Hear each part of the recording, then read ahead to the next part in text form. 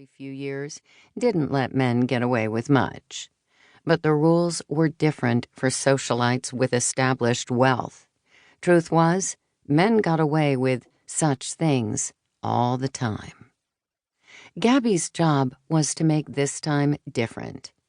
She tapped on the door jamb, hoping to announce herself without startling the young woman. According to Dinah, Mariel Cruz had turned 18 in December, 5 months before arriving in the States. Her native language was Tagalog, though Dinah claimed Muriel was fluent in English. Gabby prayed that meant the au pair read American newspapers. Though everyone in the Philippines learned English in school, a typical foreign language curriculum wouldn't cover the vocabulary for sexual assault. She called Mariel's name from the open doorway. The girl lifted her forehead from her thighs. Even with bloodshot eyes and a reddened nose, she was pretty. Her young face punctuated by the full lips that men so often equated with sex, but that Gabby couldn't see without thinking of her pouty 16-year-old. Sitting in her plain room, with her skin scrubbed clean, Mariel appeared even younger than Kayla. Gabby's chest tightened. She reminded herself that the girl before her was technically an adult, even if she could pass for her daughter's classmate. Moreover, it was possible that whatever had happened had been consensual, and that Dinah, disgusted by the idea of some middle-aged neighbor seducing her barely legal au pair, had forced the phone call. Gabby pressed her hand against the open door, pushing it back another inch. "My name is Gabby Watkins. I'm a detective with the East Hampton Police Department. May I come in?" A sniff served as an affirmative response. Gabby stepped into the room, suddenly thankful for her small stature, which enabled her to slip into the cramped space without dominating it. The lack of seating, aside from the bed, meant that Gabby would need to stand for the interview.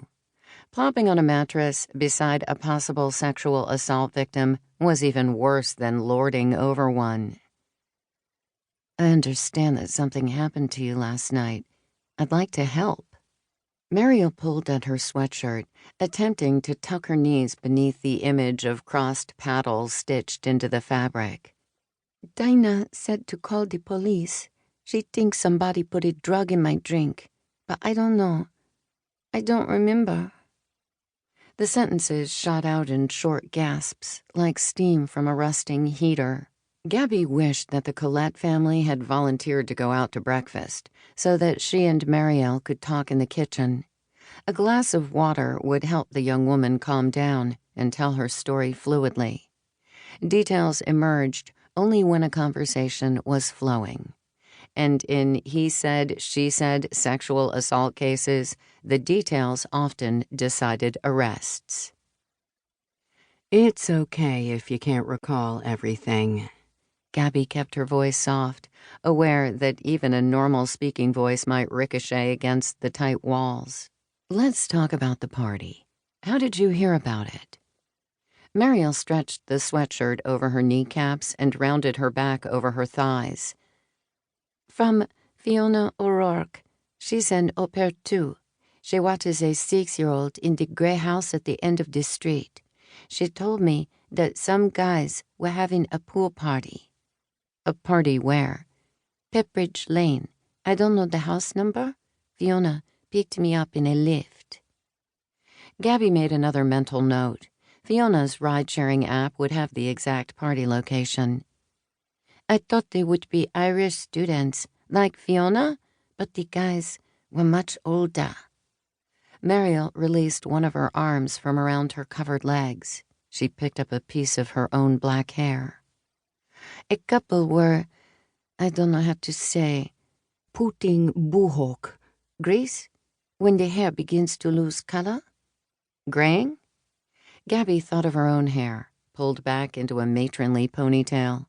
If she shook it out, she'd find several strands to confirm what Mariel meant, though not so many that anyone would suggest a dye job. Most of Gabby's fellow 40-year-olds had yet to go full salt and pepper. The guys were in their 50s, you think? Or older?